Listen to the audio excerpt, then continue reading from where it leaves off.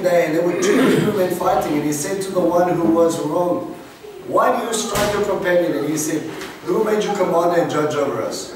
Commander and judge, not, "Hey brother, just leave us alone, we're having a bit of a disagreement. Are you to lord over us? Are you to tell us who you are? Prince of Egypt."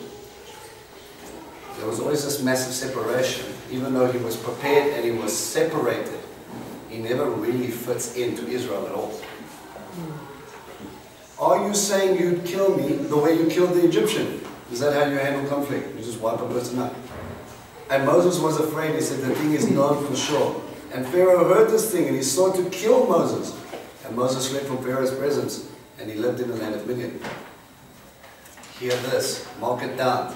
When man tries to accomplish God's goals with man's strength, he ends up running for his life. We muck up. I will do this in his own strength. That's not the way we're going to do things. It has to be glory to God. Your purpose is to reflect me. I'm going to do things much greater than covering up or taking a man's life. How is that man going to learn about me if he's dead? That was my kid who just struck down. No, but I was saving the Hebrews. Your anger got the better of you and you tried to do it in your own strength. I will sort out this problem. I will deal with this issue. No. God breaks your fingers first. And then he goes, now that you can't do anything, let me show you how I will provide for you. Because this is not about you, it's about me. This is God's story. And he goes, then he flees for his life. Someone who was at the right hand or sitting in a very elevated position is now running for his life because of a confused birthright. And now sitting in the desert. Sound familiar? Who was running for his life and he had nothing but a pillow to his head, even though he had the firstborn blessing? Joseph. Jacob ran away from Esau. Okay? Here, similar sort of pattern. Okay? He sat by a well. Who was the granddaddy of well making? Abraham. Okay? Many rabbinic understandings, it was an evangelistic tool. I will give you water. Let me tell you about my God who gave me the water. This is an opportunity for me to share it. And he goes and he sits at a well. He's bringing him back. And the priest of Midian had 7 daughters, and they came to draw water and filled the troughs to water their father's flock. And the shepherds came and they drove them away. Moses got up and saved them, and he watered their flock. Someone who goes into a well, who waters another person's flock. Do you see how the patriarchs seem to be coming back and back? And they came to meet all their father and they said, why were you so quick to come today? And they said, an Egyptian man, notice an Egyptian man, he still looks fairly Egyptian, from the shepherd's hand, and he drew water for us, and he watered the flock too. Moses meant to draw out. He's always got something to do with water. And through this whole process of hanging near a well, watering another person's flock, what do you think is going to happen? He finds a wife. It's the same parallel to Rachel. Yitzhak and Jacob watered flocks or received. Remember, there was That's the keeper went from Eliezer that went ahead, and he said, Lord, whoever says, give me, I'll ask the lady to give me a sip of drink and she will water my camels at this time, I will know this is the one that you've chosen. Okay? So all of this surrounding about life-giving water is worrying about his life-giving sustenance. God is not only just worrying about him, he's worrying about his home, he's worrying about his survival, but he's also worrying about his testimony. And he said to his daughters, well, where is he? Why is it that you have left the man? Call him and let him eat bread. I want to thank you. And Moses was content to live with the man, and he gave Zipporah, the daughter, to Moses. And she gave birth to a son, and he called him Gershon. Because he said, I was an alien in a foreign land. Okay? Gershon, stranger. I'm an alien in a foreign land, or I was an alien in a foreign land. Either way, he didn't fit in Egypt, or he doesn't fit in Midian. Another question we have is, why why were the other shepherds driving away a priest leader of Midian? Surely he would be respected in his community. Why would they disrespect him by chasing away his daughters? Why did Moses have to be there to rescue him? Why did Moses have to water their flock? Interesting, right? Kind of gets glanced over. Okay, there's an idea in thinking that because even though he was elevated as a leader, maybe he already then started questioning his roots and he was living separate as a nomad. And then because he had left his position of power, no one respected him or his daughters. Okay? And it was after those many days that the king of Egypt died. Next Pharaoh. And the children of Israel groaned from their work. And they cried out, and their wail went up to God from the work. And God heard their moaning, and God remembered his covenant with Abraham, with Isaac, and with Jacob. They cried out. Did it say they cried out to God? No. Even in their lowest moments, they're not crying out to God yet. They're just crying out. They can't handle this anymore. Why is it so hard? Why are we still here? We were once populous and we were awesome, and now all of a sudden we're slaves, and these people are killing our children. Why are we suffering like this? And God goes, well, I heard the crying out anyway. Remember what he says about Sodom and Gomorrah? The cry that I've heard has gone up high in heaven, and I've come to investigate. Do you think they were crying out to a God they never knew? Probably.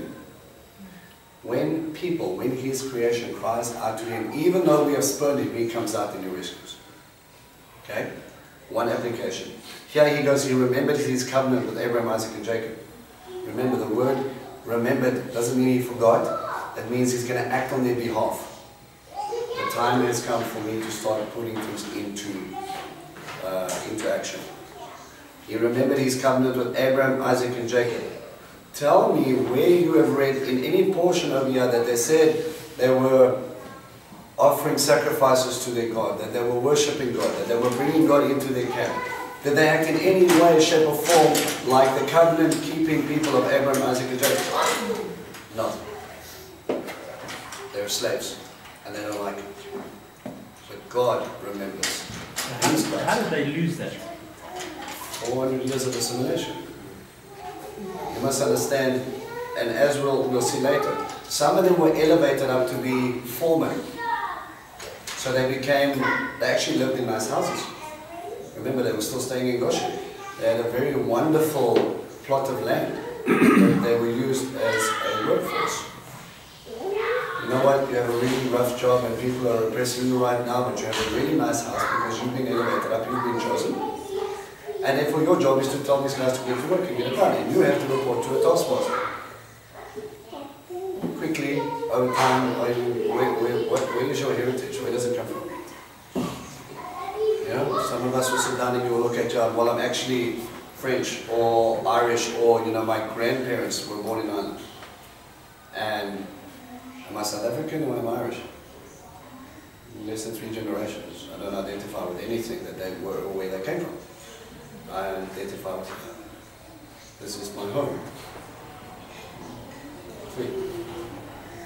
No, all the boys would have been wiped out as well, so there was nothing for them to look forward to, basically. They didn't have any men growing up. Exactly, and they have forgotten.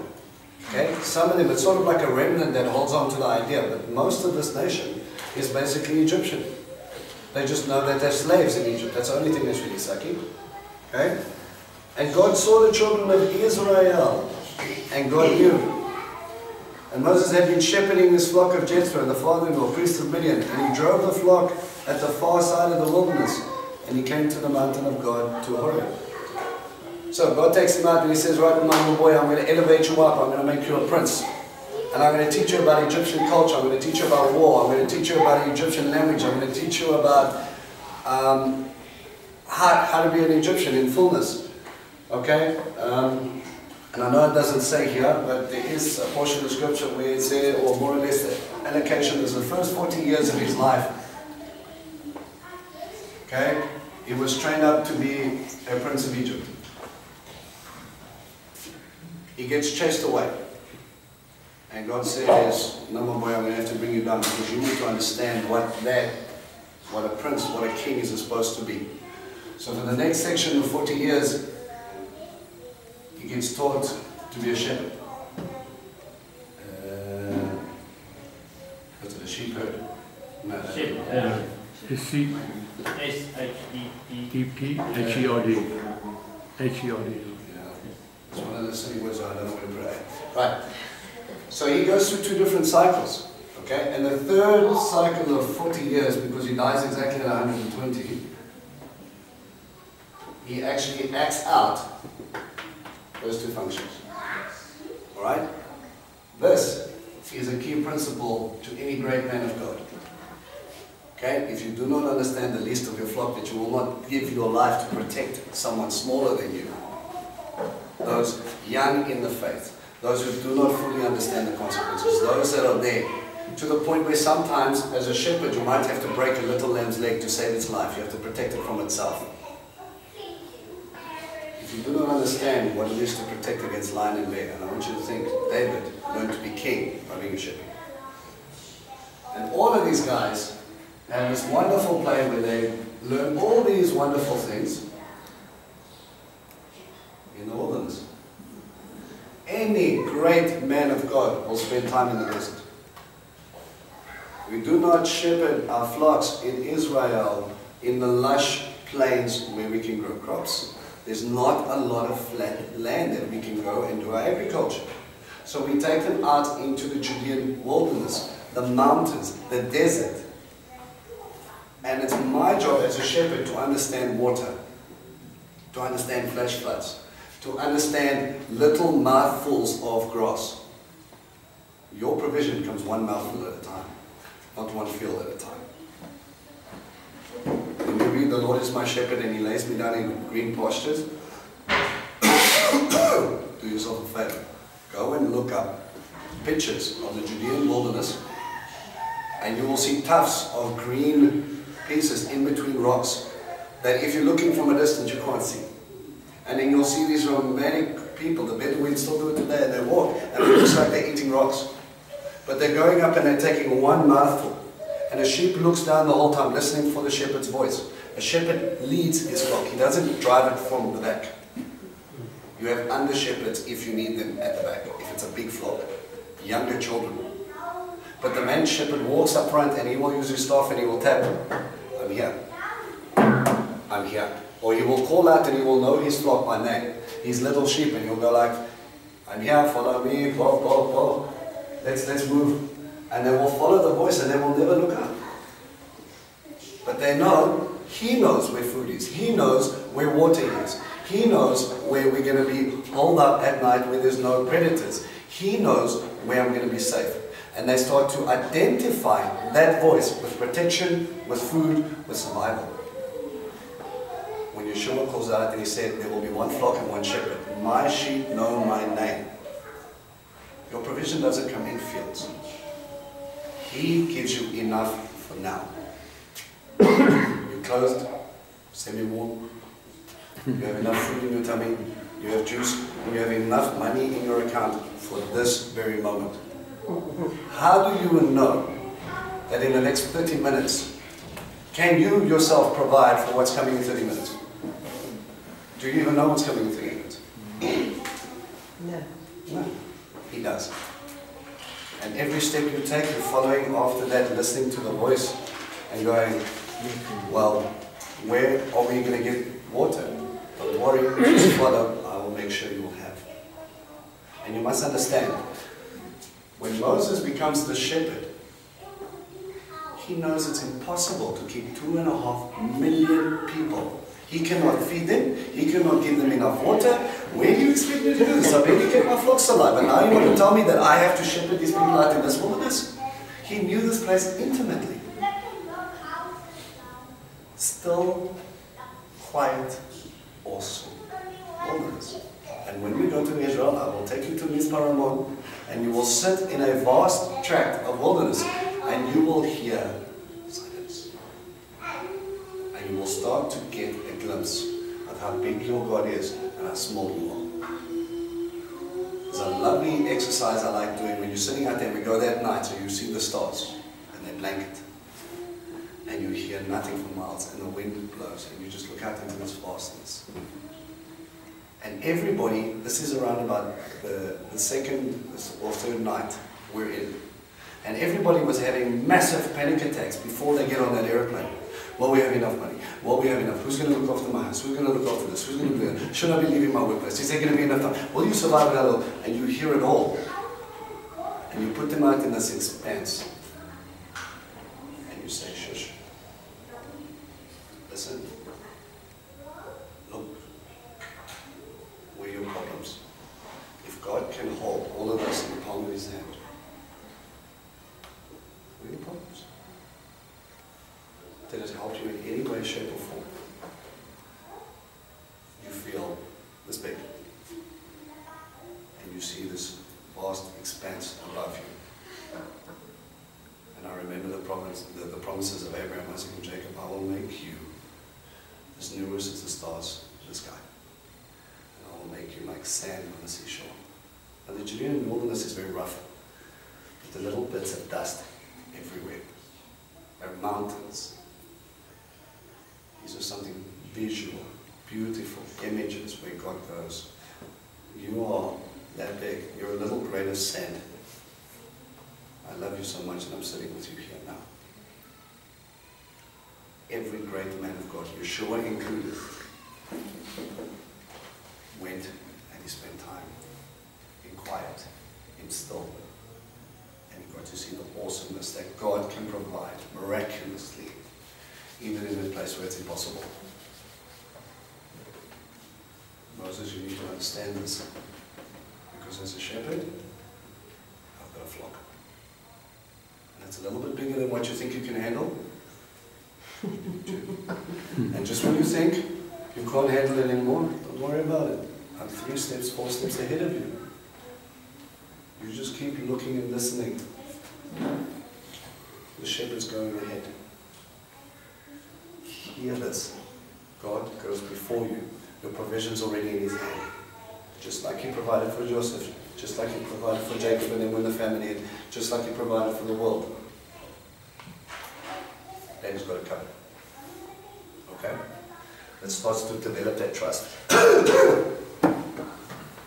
And He drives it deep into the wilderness, and He came to the mountain of God, to Horeb. Okay? We'll have Sinai and Horeb basically the same place. And an angel of Adonai, of Yudhe-Vaveh, appeared to him in a fire's flame from inside the bush. And he looked there, and the bush was burning in the fire, and the bush was not consumed. And he said to Moses, and Moses said, let me turn and see this great sight. Why doesn't the bush burn? God is not a natural thing. Okay, we have cause and effect. You set a bush on fire, it's going to burn. He cannot understand why this is not happening. God is using something. It's like, in the midst of your flame, I'm here. Even though you're surrounded by fire being purified, He's protected at the same time. He's not natural. He squeezes into the natural to give us an understanding. And Yudhe-Vaveh, Hashem said that He saw that He turned to see. And God called to him from inside the bush. Notice it says an angel before and now God. So as you turn closer to and you look towards God, He reveals Himself in a closer nature.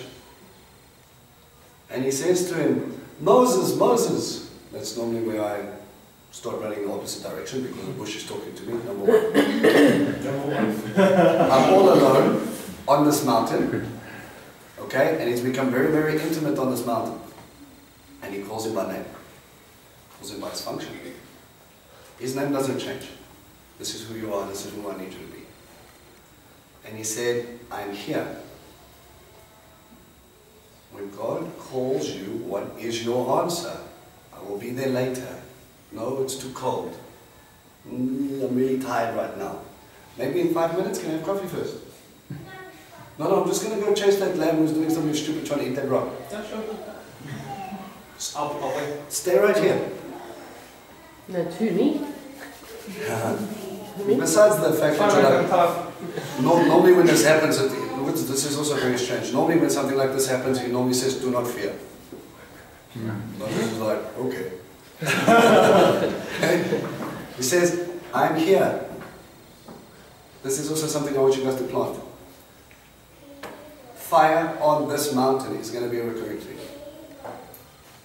When they return, God appears to Moses by fire through a small bush because he's just talking to him. When the nation comes, the whole mountain's aflame, and he talks to a people through that flame. This image is what he's going to use when they come back. And he said, don't come closer and take off your shoes from your feet, because this place on which you're standing is holy ground.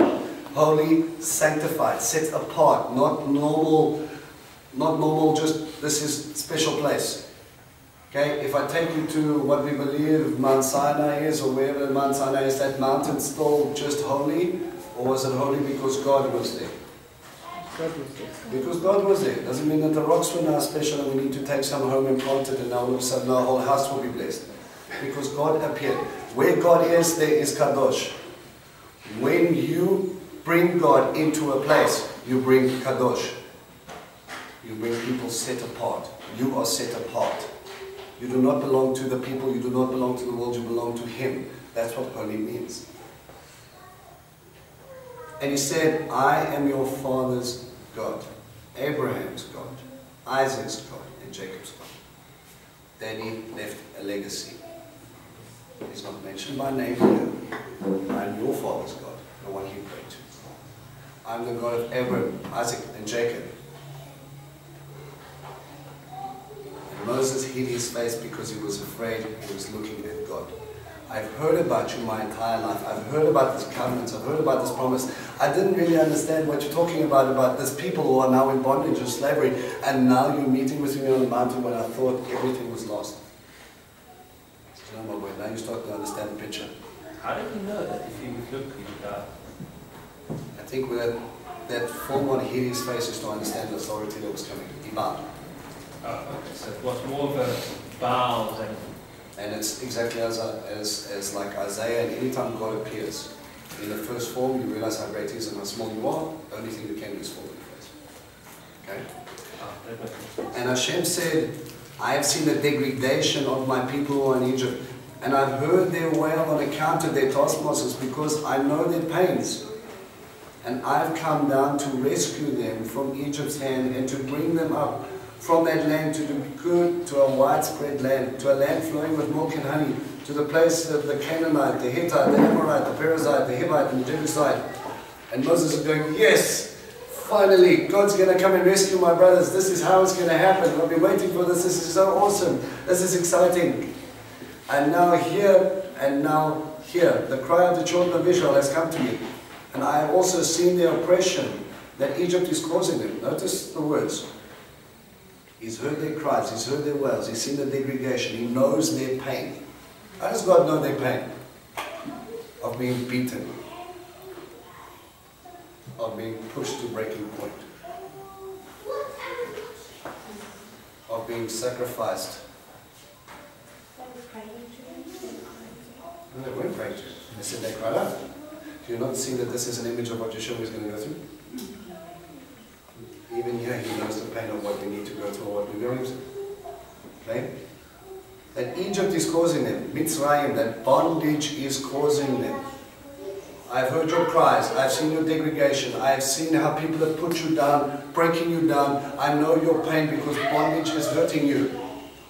Am I teaching a Christian sermon or am I talking Torah? Both are the same. This is images of what God needs to save us from. This is about Yeshua, the redeeming act to save us from bondage. And now go, and I'll send you to Pharaoh. And you can bring out my people, the children of Israel, from Egypt. All of a sudden I was clapping, and yes, I was getting excited, and God said he's coming down himself, and now you go back to Pharaoh. Excuse me? Why do I have to go? Didn't you say you were going to go? Listen to me carefully. When God gives you a calling, every single part of your flesh will kick up against it, and you will think of 70 million reasons why it's not you, why it shouldn't be you, why you're losing your mind because you're talking to a voice in your head, or whatever the case may be. It's a burning bush. Maybe I shouldn't have, maybe I need more sleep. But you cannot deny once that call comes, even though you are petrified that it is from God. Even though you cannot see how it's going to happen. I love this about God, even though we make 50 million excuses, He never lets you go. And Moses said to God, who am I that I should go to Pharaoh, and that I should bring out the children of Israel from Egypt? Excuse me, weren't you a couple of years ago trying to save them anyway? Who are you? Who is the most physically qualified to understand the courts, to understand the language, to understand everything? Weren't you an Egyptian? You want me to send a Midianite maybe? Don't you understand what Pharaoh thinks, who he is? Don't you understand his gods? Don't you understand the way they are? Who am I? You think all that training was for nothing? But it shows you what place he had come to. It was all this. I think he's busy putting his pants, to be honest. He realized that he could never. And he was looking forward to God doing it. But now he's going, no, not me. Someone else, please. How did you guys feel when you started thinking maybe you got a poke in the call where God goes, don't you think adoption's a good idea? And your family starts looking at you going, don't you want to just open up a home and leave everything that you've done and take care of a whole bunch of kids you don't know? I'll pray about this. I will do this. 3 weeks later, he was still thinking of excuses. But it shows you the place he had to get to for God to be able to speak to him and say, you finally realize that you're nothing without me. You're no longer that prince who had all this power. He had to bring him to a place of nothing. So he said, well, you're right, there is nothing of you that you can bring before Pharaoh. I'm going with you. That would be wonderful if you didn't make 50 million excuses. Yeah. Listen to what he says. And he said, because I will be with you. Listen to the promises. God himself will be with you. And this is a sign for you that I have sent you. When you bring out the people of Egypt, you shall serve God or worship God on this mountain. You're going to bring out that whole nation and they're going to come here. And they're going to have this meeting place with me on my mountain. And Moses said to God, here I'm coming to the children of Israel and I said to them, your father's God has sent me to you. Not God. Your father's God. And they'll say to me, what is his name? What shall I say to them? I don't really know you, so I'm unqualified.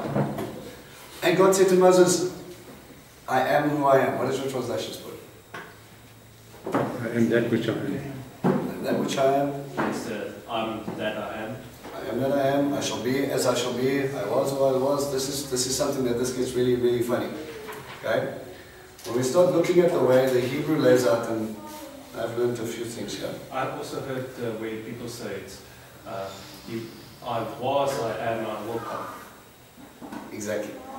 Because in the Hebrew, the way he describes himself, and again, I'm not that hectic in Hebrew, these are from guys a lot smarter than who I am. He uses different, in one section, it's not the should have, I've had, he comes in as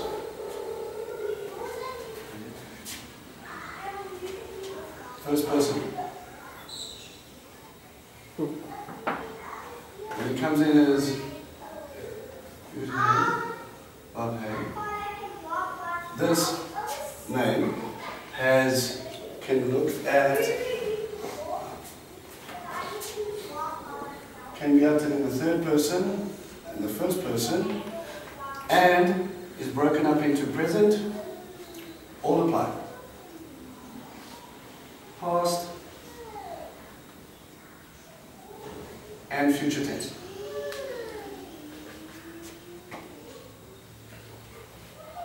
So he is there, he's also not there, he's also past, present, and future. Isn't Hebrew fun? Try and explain that. Okay? There's so many different applications. The root of this thing comes to he causes to be. So when I'm with you, I will cause it to happen. Okay? It's also a pronoun. And if we take this back to the pictographic ancient Hebrew where they had pictures to describe it, literally means a hand revealed, a nail revealed, right?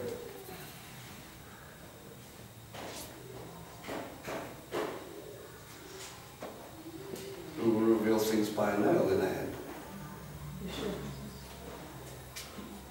Salvation. Yeshua. In this connotation, the Yudhe Vavhe talks about mercy. Sorry, yeah, my all defined one function. Remember, it was El Shaddai, Elohim, Creator God, is your every need. Yud-He Vav-He has been there for a while in the Hebrew, translated in the English Bible just as God. But he said, I will come to you and I will be with you as this. Through my mercy, I will save, past, present and future. And when we think about Yeshua, what does he take care of past, present and future? Your sins. Again, all praying about what I'm going to do, freeing you from bondage of Israel, literally Egypt. I was there before, I'm here now, and I will be forever. And I can talk to myself in three different persons. Like I said in Bereshit in Genesis, let's make man in our image. He's not talking about himself in a singular, but as a echad, a unity, is a oneness about God. And if you're slightly bit confused, these are only the highlight reels. Okay? This is to show, it's showing you that God reveals himself in different things, but he's also talking about what he's going to do and what he's going to do now. It's not only just about here right now with you, Moshe, it's what we're going to do in the fullness of it. I'm going to free you from bondage through my mercy, through my salvation, where I will reveal things with a nail in my hand. I will cause people to be. That's exactly the gospel.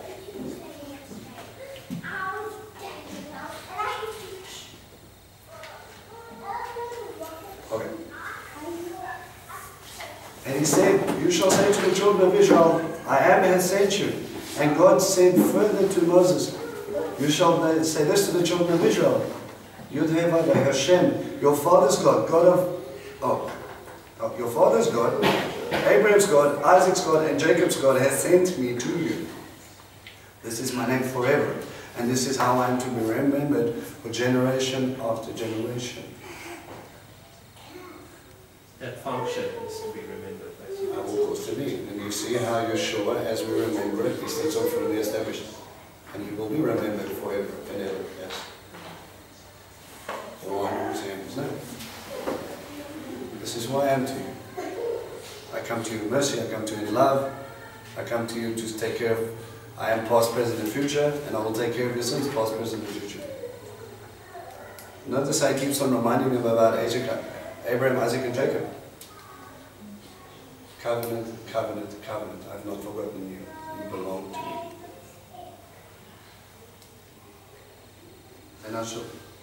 And I say, I have taken account of you and what has been done to you in Egypt. And I say, I shall bring you up from the degradation of Egypt to the land of the Canaanite, the Hittite, the Amorite, the Perizzite, the Hivite, and the Jebusite, the land flowing with milk and honey. He starts describing the promised land because they have no idea what this looks like anymore. A widespread land in the beginning, a land flowing with milk and honey.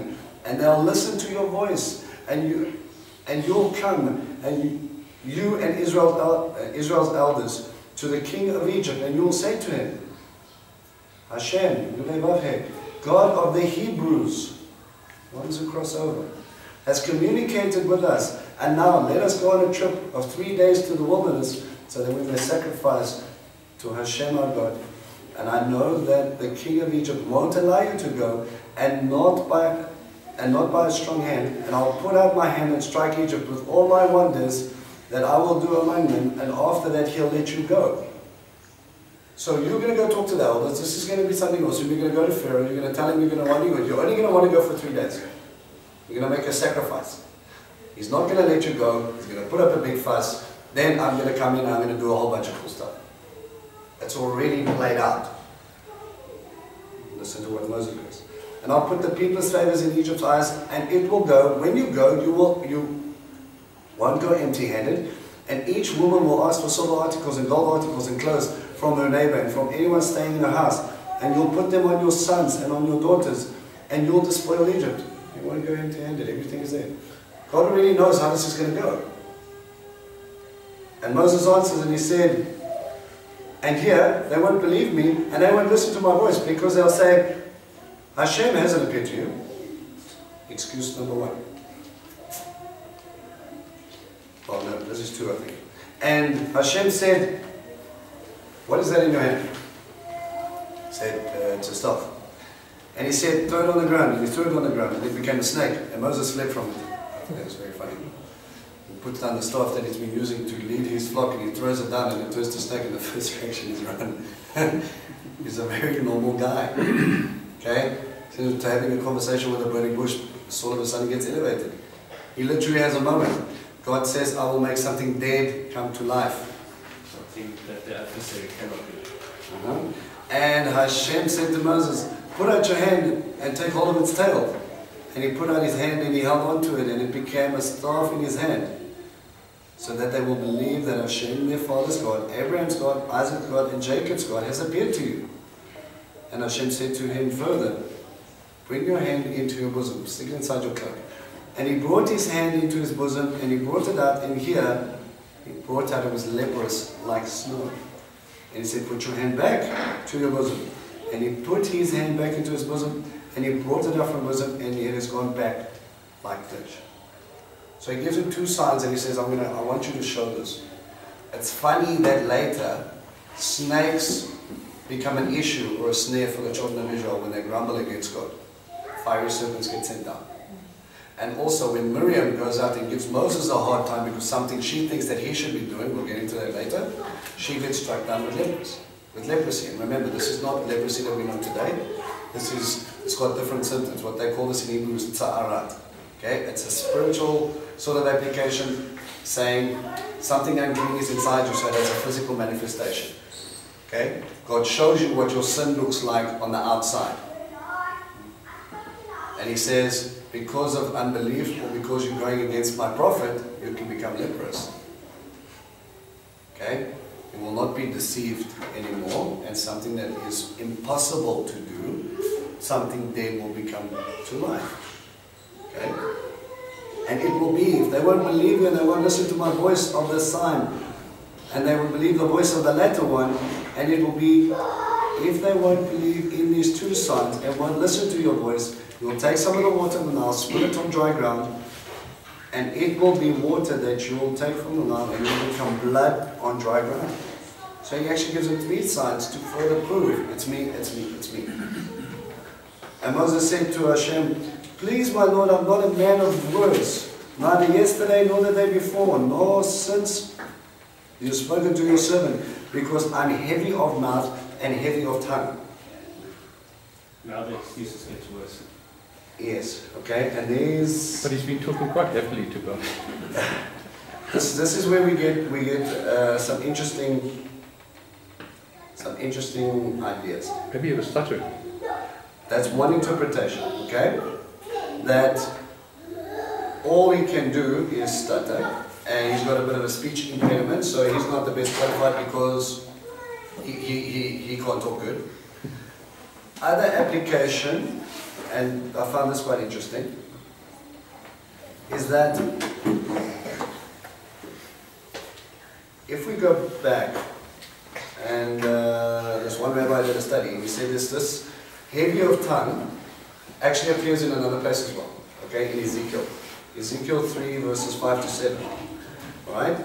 And it basically meant that he doesn't speak the language. Now we know he was raised in Egypt's house.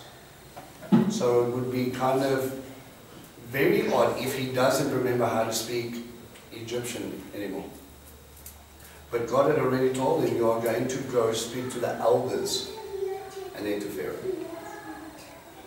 So an idea is that because he only learned very little Hebrew, and up until the age of 5, maybe 7, he's forgotten how to speak to his brothers. How am I supposed to go to them? How are they going to tell me? If I go and tell them who sent you, I know God didn't appear to you. Well, I can't really talk to them. I can't really speak the dialect. I'm more Egyptian, or I was more Egyptian than I was Hebrew.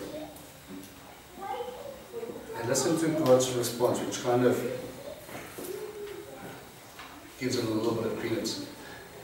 And Hashem said to them, who set a mouth for humans, or who will set a mute or deaf or seeing or blind? Is it not I, Hashem? And now go, and I will be your mouth, and I will instruct you in what to speak. I can restore that very same thing. And he said, please, my Lord, send by your hand who you will send. Send anybody else but me. And Hashem's anger flared at Moses, and he said, isn't Aaron your brother a Levite? I know that he'll speak. And also there he is coming toward you, and he'll see you and be happy in his heart. So God sends him a Levite who speaks the dialect.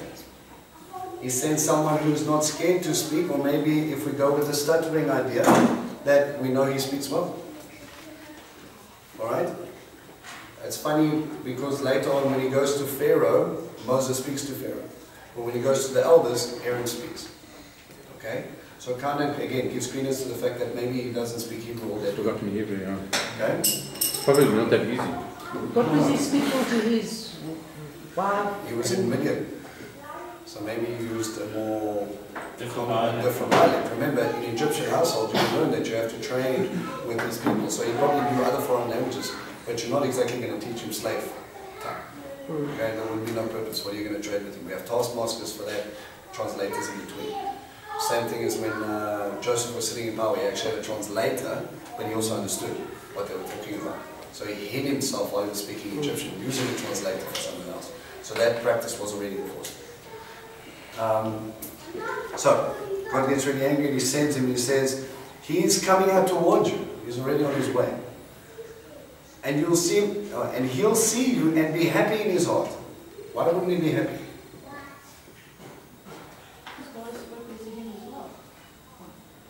Possible? So he's coming to Moses to tell him. God has spoken to me. And why would he be angry before that? He's asking why he would be happy. Well, it says here, he will be happy. So that tells you, don't worry, he'll be happy to see you. Why would that be a worry to Moses if he wasn't happy? Because everybody probably put their hopes on Moses, but Moses left. Possible? Or He's going to be glad for what he's going to say. he received the message that you're going to reaffirm it. It's possible. You could also think Moses is arrogant, saying, he's going to take control, but we have to be all the time. He could have been arrogant while he was living as prince. Okay? He could have been, yeah, check me out, I was saved, You just keep on, watch the space. We're going to sort this. And then he runs away. And he leaves the people. And he kind of just goes and makes his own life. So maybe here is sort of like this restoration. They suffered more when he left. That's why God heard their cry. I think it was a continuous thing, because only when they go back does it really get feisty. And you'll speak to him and set the words in his mouth, and I shall be with your mouth and with his mouth, and I shall instruct you in what you shall do. And he will speak for you with the people, and he will become a mouth for you, and you will become a God to him. You will give him the words in other words. And you shall take this staff with you in your hand, by which you'll do the signs. And Moses went. Okay, remember his authority, something to lean on. And when he went back to Jethro, his father-in-law, and said to him, let me go so I may go back to my brothers who are in Egypt and see if they're still living. And Jethro said to Moses, go in peace. And Hashem said to Moses and Miriam, go back to Egypt because all the people who sought your life have died. So he appeases another word. And Moses took his wife and his sons and he rode them on a donkey and he went back to the land of Egypt. And Moses took the staff of God in his hand. And Hashem said to Moses, when you're going to go back to Egypt, see all the wonders that I have set in your hand, and you shall do them in front of Pharaoh. And I'll strengthen his heart, and he won't let the people go. And you shall say to Pharaoh, Hashem said this, my child, my firstborn is Israel. Why is God already telling him, okay, I'm going to strengthen his heart, I'm going to harden his heart? Okay? There's a funny theological term where they talk about, I think it's predestinationalism, where they say, well, God's already destined what you're going to be and what you're going to become. So therefore, if you choose to be a sinner, well, it was just bad luck at the draw. But if He chooses to save you, that's because of His grace. So if you sin and you're broken and you don't do right, well, it's just because you weren't born right. And God's plan for you is different. That's an actual theology. Okay? Calvinism. People go into the stage, well, look at Pharaoh. His heart was hardened from the beginning. Now, how can God judge him if he didn't have a choice? That's not what he stated. From plagues 1, I think it was plagues 1 through to 6, Pharaoh hardened his own heart. And the last 3, God says, you've made your decision. That's your side of the fence. I'll harden your heart from now on. So God still gives him free will. God still gives him choice. But he knows Pharaoh so well that he knows he's an arrogant man.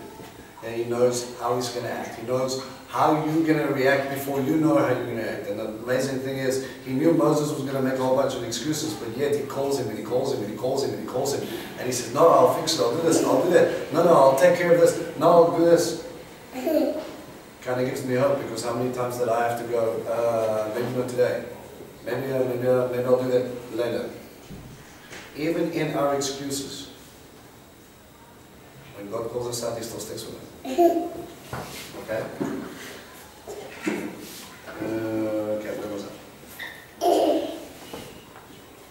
He said, okay, my child, my firstborn is Israel, and I've said to you, let my child go and serve me, and should you refuse to let it go here, I'm killing your child, your firstborn. Even from here, he knows that he's not going to hold back. That he already slaughtered the children in the Nile, and now you're holding back my firstborn. I will hold you accountable for your firstborn. And here already the end of the plagues is already given. Moses cannot or should not be surprised by anything that happens or deterred, because God's already said it's going to happen. Don't worry about it. Things are going to get tough. God says to you, strengthen yourselves. It's going to get a little bit bumpy, but I'm here.